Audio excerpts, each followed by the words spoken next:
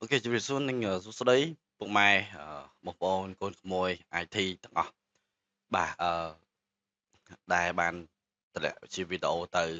សម្រាប់អ្នកនរគ្នាបានមើលទេអញ្ចឹងនៅក្នុងថ្ងៃនេះផងដែរគឺខ្ញុំនឹងបង្ហាញទៅទិនជាមួយទៅនឹងAI នៅពេលដែលយើងប្រើប្រាស់ AI ថាតើវាអាច respond អីទៅបានខ្លះបើសិនជាយើងចេះតែសរសេរហើយយើងអត់បាន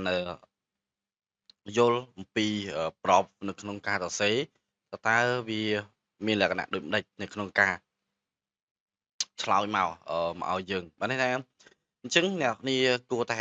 ចេះទៅទិនជាមួយទៅនឹងការប្រើប្រាស់ជាមួយនឹងការសរសេរ prompt បាទអញ្ចឹងខ្ញុំចូលមក ChatGPT ហើយខ្ញុំចូលមក use Chat មកតែម្ដងណាចូលមក use Chat មកតែម្ដងអញ្ចឹងនេះពេលដែលអ្នកនរគ្នាត្រូវការទៅទិនជាមួយនឹងការប្រើប្រាស់ reason គឺអ្នកគ្នាសុំ tick មកជាមួយទៅនឹង reason អញ្ចឹងវា think before responding បានន័យថាវាគិតមុននឹងវាឆ្លើយតបមកយើងថាតើសំណួរហ្នឹងមិនគឺវា analyze ឲ្យយើងតទៅទៀតតេតិនមួយនឹងកន្លែងរូបផែនដីអ្នកគ្នា tick ទៅលើវាអញ្ចឹងគឺវានឹង search មើលពី outsource មកបន្ថែមទៀតក្រៅពី AI ឬមួយក៏អ្នកគ្នា attach file ដើម្បីសួរវាអីបន្ថែមអញ្ចឹងខ្ញុំដកវាចេញហើយខ្ញុំនឹងសួរវាថាតើ how many programming language នៅក្នុងបច្ចុប្បន្នណាវាមានអីខ្លះអញ្ចឹងយើងត្រូវតែសួរឲ្យ specific ជាមួយទៅនឹង key point ណាមួយដើម្បីឲ្យវាត្រូវទន្ទឹមជាមួយទៅនឹងការសួរកន្លែងហ្នឹងដូចគ្នាដែរណាបាទអញ្ចឹងអ្នកនាងត្រូវយល់អំពី workflow ពីរបៀបនៅក្នុងការសរសេរក៏ដូចគ្នាដែរអញ្ចឹងសំណួររបស់យើងទៅជាខ្មែរយើងចង់បានថាតើភាសាprogramming language នៅក្នុងនៅជុំវិញពិភពលោកហ្នឹងមានប៉ុន្មានណាមានប៉ុន្មានហើយអ្នកគ្នាអឺ complete mention តេតិនជាមួយទៅនឹងបាទអឺពេលដែលយើងសួរឲ្យមានប៉ុន្មានហើយអ្នកគ្នា complete mention list down to me ណាតើទៅមើលកន្លែងហ្នឹងអញ្ចឹងសម្រាប់អ្នកដែលខ្សោយជាមួយទៅនឹងភាសាយើងអាចប្រើប្រាស់ Google Translate យើងជ្រើសរើសយកភាសាខ្មែរហើយមកភាសាអង់គ្លេសមកណាហើយយើងសួរមកតាមហ្នឹងអញ្ចឹងយើង copy មកយើង pass វាបញ្ចូលដូចខ្ញុំនិយាយអញ្ចឹងបើសិនអ្នកគ្នាសួរអញ្ចឹងខ្ញុំនឹងចាប់ផ្ដើមសួរហើយបាទ how many បាទ programming អូខេ language បាទណាអូខេ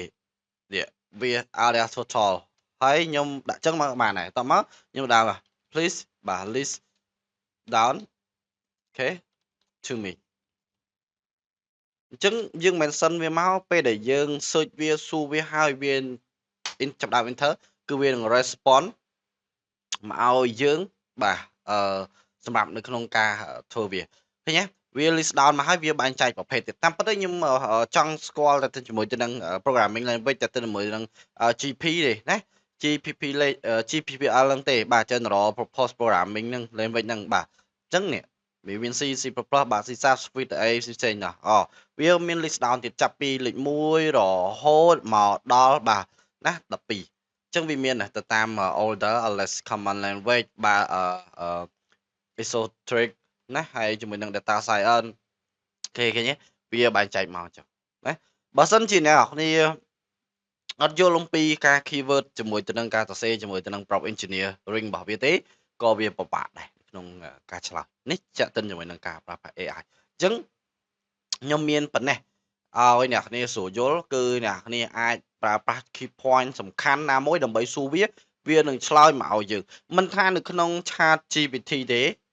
ជាមួយនឹងអឺ Gemini បាទ Google Bard ពីមុនហ្នឹងមិនថា Claude មិនថា DeepSeek អីទេគឺវាមានទៅតាមប្រភេទនៅក្នុងការសរសេរបែបហ្នឹងអញ្ចឹងវីដេអូត្រឹមតែ4នាទីប៉ុណ្នេះសង្ឃឹមថាគ្នាយើងនឹងអាច get វាទៅបានច្រើនដែររបៀបនៅក្នុងការសរសេរខ្ញុំនឹង detail ពេញឲ្យអ្នកនរគ្នាសម្រាប់នៅក្នុងការមើលវាទៅតែម្ដងអញ្ចឹងនៅក្នុងថ្ងៃនេះគឺខ្ញុំសូមបង្ហាញប៉ុណ្ណេះសិនដើម្បីគ្នាយើងអាចយកវាទៅដោះស្រាយបាទដោះស្រាយទៅលើបញ្ហាមួយចំនួនមិនថាក្នុងវិស័យការងារមិនថានៅក្នុងការសិក្សាទេហើយអ្នកគ្នាក៏អាចប្រើប្រាស់វាទៅតាមគោលដៅរបស់ខ្លួនឯងបានផងដែរអរគុណជួបគ្នានៅវីដេអូបន្ទាប់